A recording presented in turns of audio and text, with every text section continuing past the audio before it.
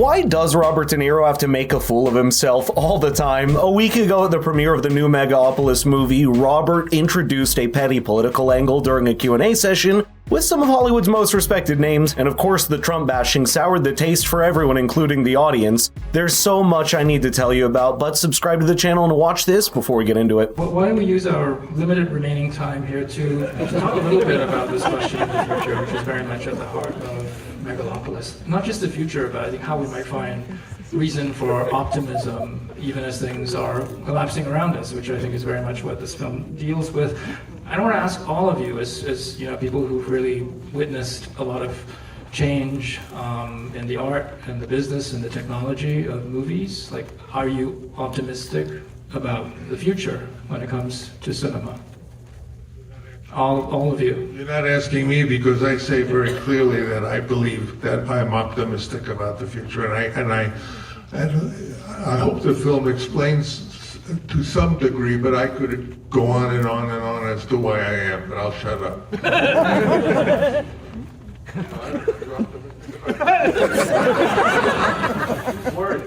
I'm worried. I see the things in Francis's film about that, the parallels and so on, and to me, it's not over till it's over, and we have to go at this wholeheartedly to beat the Republicans, those Republicans, they're not real Republicans, to beat Trump. It's that simple. We cannot have that type of person in this running this country. This was not the time to say something like this, and you can sense that by the fact that no one really entertained that inconvenient political tangent from Robert De Niro. Robert in the last few years seems to have sacrificed his decades-long respected image in Hollywood just to sling mud at a political candidate like Donald Trump, and now with too many ill-timed meltdowns like this, it has almost become his new claim to fame in the media. Even if you look at the clip that you just watched, the question was more related to the future of filmmaking in America and whether they had enough faith that Hollywood could still be at the top of its game in the next few years. And ironically on that, Megalopolis itself has become a major flop at the box office, making just $4 million so far against a budget of $120 million. It has also become a major disappointment in the approval numbers with just a 5.1 rating on IMDb. The point of this is simple. Someone with the acting acumen and experience of Robert De Niro should rather be focusing on correcting the course for his industry, because that's what it needs right now. In fact, that's what this entire panel discussion was meant to be. Instead, we got a half-baked political commercial with Robert De Niro urging people to get out there and vote for Kamala to make sure Donald Trump does not become president once again. Everybody has to get out there and vote, and we have to make it very clear what America is. It's not what that other thing is. It's just not what we are about. And everybody knows that. Even the people that are doing wrong know that. Just imagine Donald Trump directing this movie. It'll never go anywhere. It'll be so craziness. So that's all. He's not anything together because he doesn't care to hold anything together. He wants to destroy the country. And he could not do this movie. He couldn't do anything to him. So, I went to military school. I went to military school with Donald Trump. We went to the same military academy. Does he like that? Not at the same time. NYMA, but I was a little older, so I was poor, so I was a tuba player in the band, and he was rich, so he was in the headquarters where they could keep their lights on after taps. Unfortunately, hearing that we are out of time, we do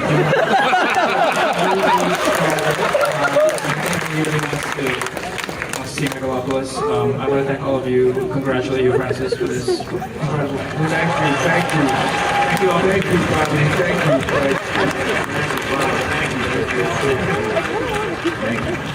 It's time. We need a great debate about the future, and we want everyone to come and be part of that debate. Register to vote, too. Yes.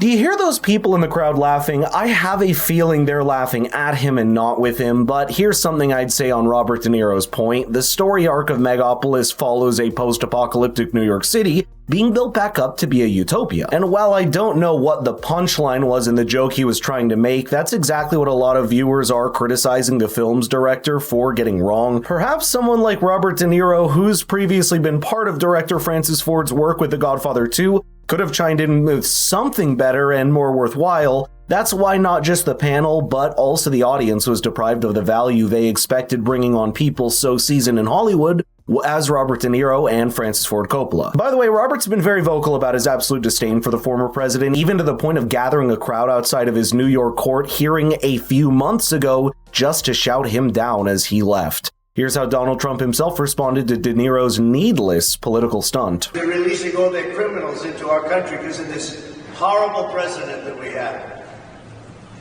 And then they have a protest of Robert De Niro yesterday. He's a fool. He's a broken down fool. Standing out there, he got maggot.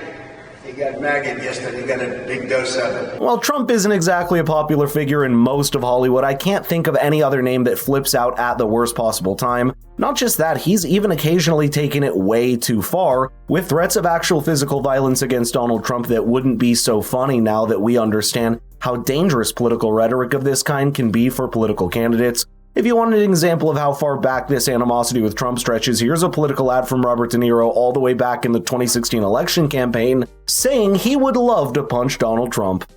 I mean, he's so blatantly stupid. He's a punk, he's a dog, he's a pig, he's a con, a artist, a mutt who doesn't know what he's talking about, doesn't do his homework, doesn't care, thinks he's gaming society, doesn't pay his taxes. He's an idiot. Colin Powell said it best. He's a national disaster. He's an embarrassment to this country. It makes me so angry that this country has gotten to this point, that this fool, this bozo, has wound up where he has. He talks how he wants to punch people in the face. Well, I'd like to punch him in the face. This is somebody that we want for president? I don't think so. What I care about is the direction of this country.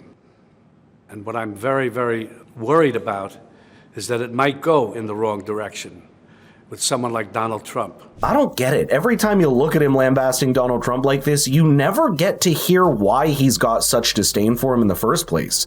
It's usually just a list of pejoratives randomly arranged and thrown at him, and that's what makes it so difficult to engage or start from anywhere. There's plenty of people in Hollywood that openly and harshly oppose Donald Trump, but if you sat down with them, they could tell you why. I'm not sure that's the case with Robert De Niro because I've never really seen it. Whatever the case may be, it's sad that right around the end of his career, he'd throw his reputation on the line just to get back at a politician. Let me know in the comments how you process all of this, because I still haven't been able to untangle the complicated mess that Robert De Niro has become in his blind and inexplicable hatred for Trump.